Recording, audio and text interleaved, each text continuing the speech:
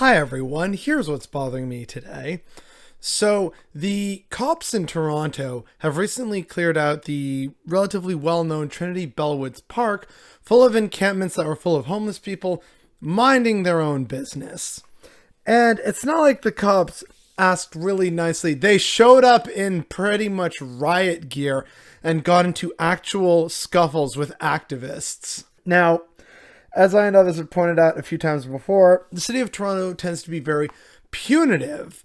I'm pretty sure a lot of people have forgotten about Khalil Sivright, who was making these simple little shelters that could help homeless people during the coldest nights and days of the year in winter. And the city of Toronto, instead of being embarrassed and saying, you know what, maybe we should do better, they tried to sue him to get him to stop.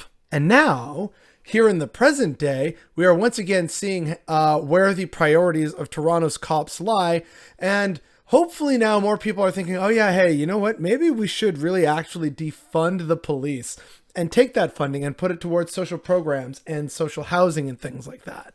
It is really, really ridiculous because, and maybe a lot of people don't remember this, but anti-vaxxers caused such a problem at a vaccination clinic in Toronto that people couldn't use one of the entrances because they were being harassed by these people. And did the Toronto cops show up in riot gear to dispel these people directly impacting public health?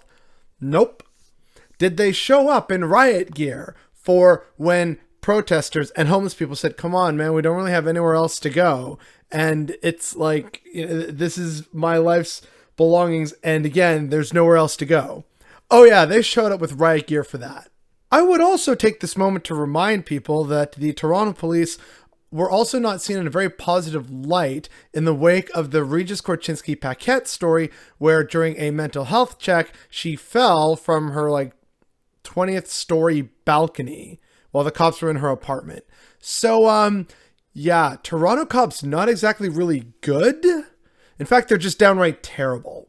And some people are just fully aware of this, and it's even thankfully getting some news coverage. From this piece in the Toronto Star, for months, anti-masker marches invaded neighborhoods, harassed Torontonians, even blocked the City Hall vaccine clinic. But their marches were escorted by police with kid gloves.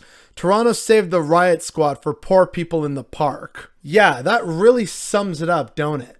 Imagine feeling good about yourself, or as if you're doing some kind of public service or public good, kicking people away from one of the few spaces they can have because they have nowhere else to go, because shelters are either full or they're dangerous or they're, vectors for disease such as COVID-19 or all three. And again, all this in the wake of massive protests and unrest over the past year, with people calling to defund the police, and even Toronto saying, well, we'll look into it. So yeah, I really need Torontonians to hold their government to account and get rid of John Tory and get rid of all the other councillors who are, quite frankly, not doing nearly enough to make Toronto the ideal version of itself that it claims to be. The idea clearly laid out here of Toronto being some multicultural paradise, while many, many people, possibly in the hundreds of thousands, if not at least 1 million people in that region, experience gross inequality, as we've seen over the course of the pandemic, where people in Vaughan and Richmond and North York can comfortably sit at home and ride the pandemic out, and boy, why is Brampton and Mississauga just so full of COVID cases? Oh, Peel region, very bad. I don't know. That's where all the people are being forced to work to buy you and bring your stupid Aritzia and Epicure and Lululemons and all that crap to your doorstep at your convenience.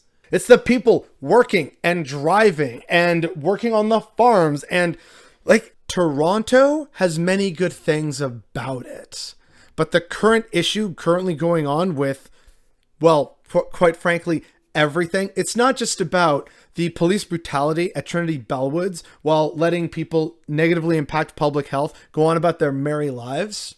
It's also about all the terrible things that Toronto has done past and present, to minority populations in neighboring regions of the Greater Toronto Area, and how many communities and people are being left behind. And they're not part of a conversation that we should be having. It is all just so overwhelmingly frustrating because so many people in Toronto and in surrounding areas and around Canada love to say, oh no, look, our cops are better, they're nicer, we're more polite, we don't have the same problems America does. Yes, we do. We absolutely do. And Toronto, in this case, has made it clear for well over a year now and in a myriad of ways. And the fact that people still haven't realized this, despite all the evidence that we have available at our fingertips, is definitely what's bothering me today.